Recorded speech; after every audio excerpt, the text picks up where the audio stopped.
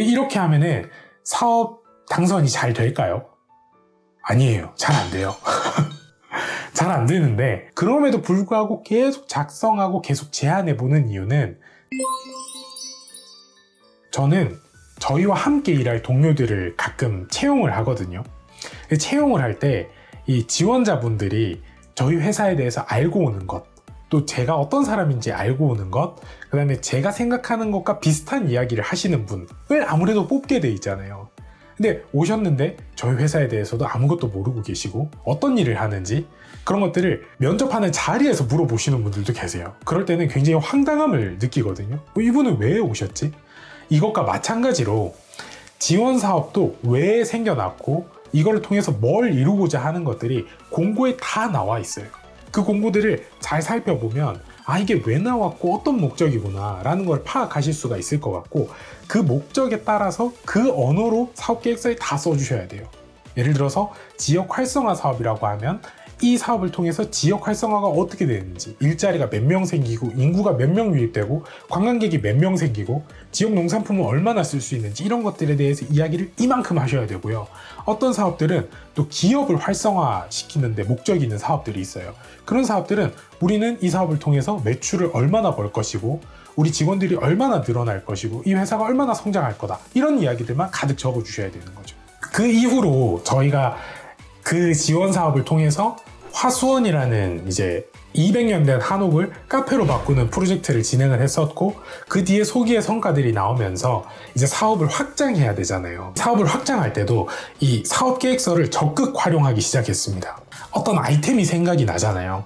마을을 이렇게 자전거를 타고 쭉 돌아다니다 보면 저 건물은 뭐지? 라고 했을 때 그 건물의 역사를 보니까 일제강점기에 은행장이 살던 가옥이었대요. 적산가옥이라고 해서 목조 형태로 되어 있고 되게 건물이 작은데 너무 예쁜 거예요. 그러면 어떤 사업을 해야 될까라는 생각을 하게 되고, 이 마을에는 식당과 카페 등은 많으니까 이 카페와 식당에 들린 관광객들이 한 번 더 이제 이 마을에 머물 수 있는 아이템을 해야 되겠다. 그래서 이런 소멸위기 지역에는 사진을 남기고 관광할 수 있는 요소가 적으니까 스튜디오를 해야지 라는 생각까지 제가 하게 되면, 이 스튜디오를 어떻게 구성할 것이고 카메라는 몇 대가 필요하고 의상은 몇 개가 필요하고 이거를 사업계획서로 써보기 시작했어요.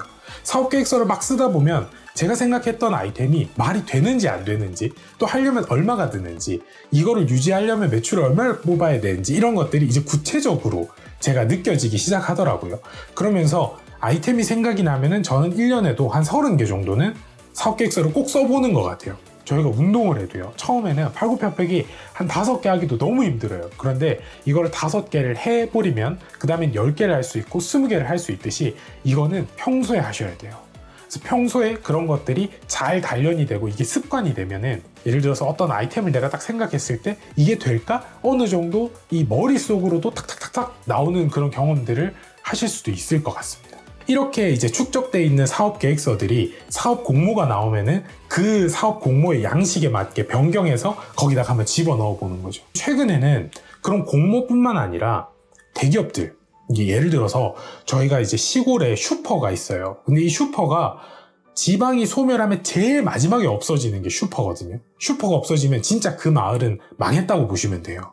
근데 이 슈퍼가 사라지는 것들이 너무 안타깝고, 슈퍼가 사라지면 이 시골에 살고 계시는 어르신들이 정말 생필품을 사기가 힘들거든요.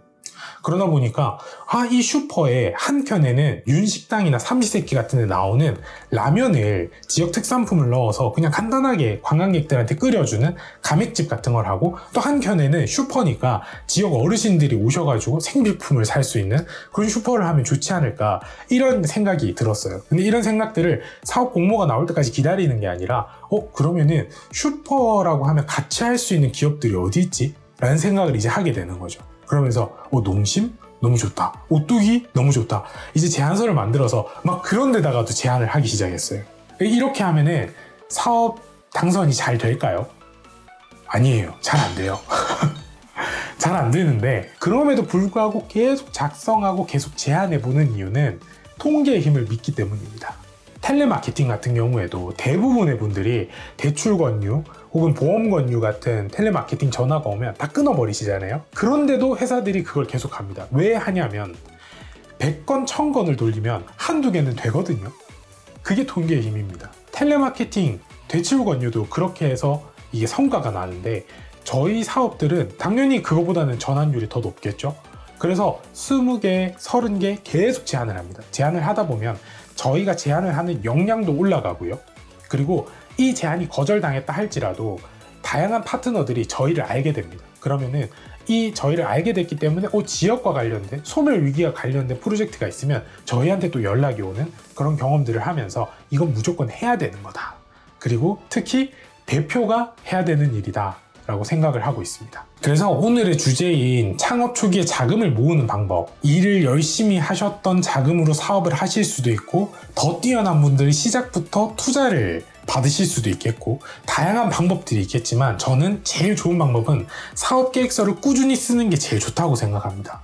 사업계획서를 꾸준하게 쓰면 사업의 구체성과 실현 가능성들도 굉장히 확보가 되고 그리고 이 서류를 잘 쓰고 내 사업 아이템을 잘 쌓아 나가는 것만 하더라도 너무 많은 이 지원 사업들과 사업을 할 수 있게끔 하는 많은 제도들이 있어요. 그래서 그런 부분들을 추천드리고 싶어요. 그리고 이 영상에 반응들이 좋다면 어디서 지원 사업들을 찾는지 또 이런 지원 사업이 공모화가 되지 않았을 때 어떻게 지자체에 제안을 해야 되는지 또 어떻게 제가 아까 말씀드렸던 다양한 대기업들에 제안을 해야 되는지 그런 방법들도 함께 공유를 해보겠습니다. 오늘 이야기 들어주셔서 감사하고요.